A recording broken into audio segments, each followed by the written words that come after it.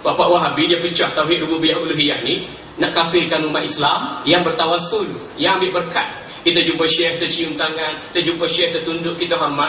Bagi bapak ni bid'ah, syirik, sesat, masuk neraka.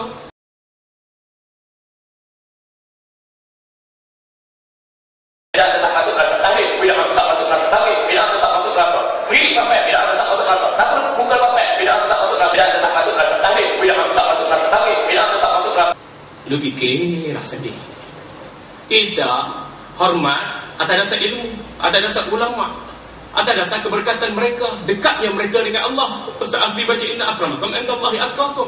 Kalau Allah akramakum, kita menjejaki prinsip yang sama, memuliakan Allah. Kalau orang itu dimuliakan oleh Allah dengan ketakwaan, dengan keilmuan. Ya fa'illahu allazina amanu minkum wallazina utul ilma darajat. Allahu akbar. Begitu juga kita bertawassul. Kita tawassul dengan wali-wali Allah. Sama ada wali yang masih hidup, dia telah meninggal dunia. Tinggal 20 minit aja lagi.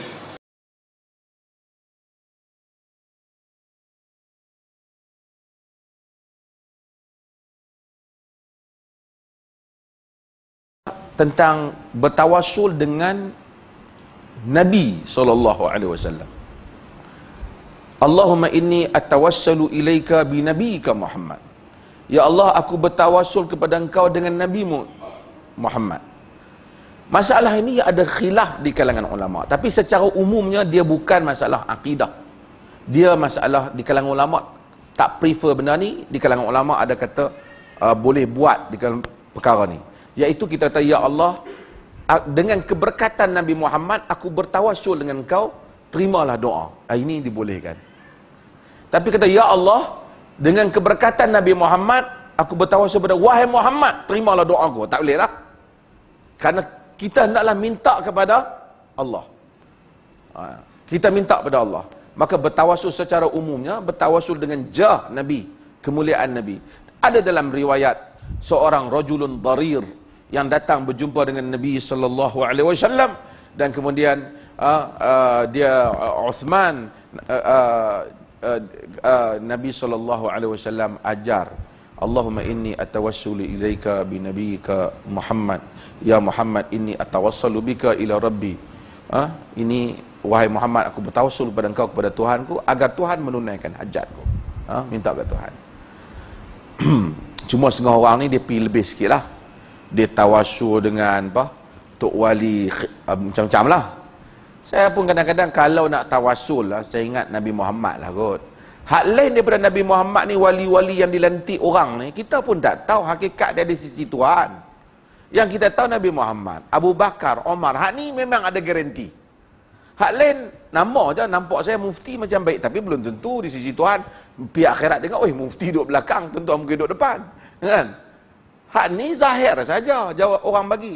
Sebab itu kalau nak sebut orang yang memang soleh di sisi Allah, tapi bukan minta kat dia, tapi minta pada Allah. Yang masalahnya pi ke kubur, wahai fulan bin fulan, tolonglah aku. Yang tu dia tak panggil tawassul. Yang tu kita panggil istighasah, yakni minta tolong pada mayat. Itu yang merosakkan akidah. Sehingga orang dia kata, ni geng-geng sunnah ni kata tak boleh tawassul. Tuan-tuan dengar saya dah hurai. Boleh tak tawassul? Boleh dengan syarat-syarat tadi. Yang kita tak kata tak boleh ni, pi minta kat kubur. Itu bukan tawassul, itu istighasah. Minta tolong mayat supaya tolong kita. Kalau mayat tu boleh, tentulah semua Lata, Uzzah, semua tu nama-nama orang saleh kan. Yahusu, Ya'unqa wa Nasra, dan yang sebut dalam Quran tu, semua tu boleh minta. Depa tu lelaki saleh belaka. Kanu idza mata fihim rajulu saleh bana ala qabrihi masjida. Mereka tu bila mati orang soleh, bina kubur atas dia, kata Nabi. Wa sawwaru lahu suwar, dan buat lukisan pada mereka. Mereka itu kata Nabi, syirarun nas. Mereka itu syirarul khalq, seburuk-buruk manusia.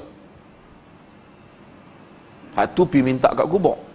Yang khilaf di kalangan ulama ni, sebut nama orang alim, minta berkat dia supaya Allah terima. Hak tu ada sedikit khilaf. Tapi saya secara jujurnya, majoriti para ulama mengizinkannya.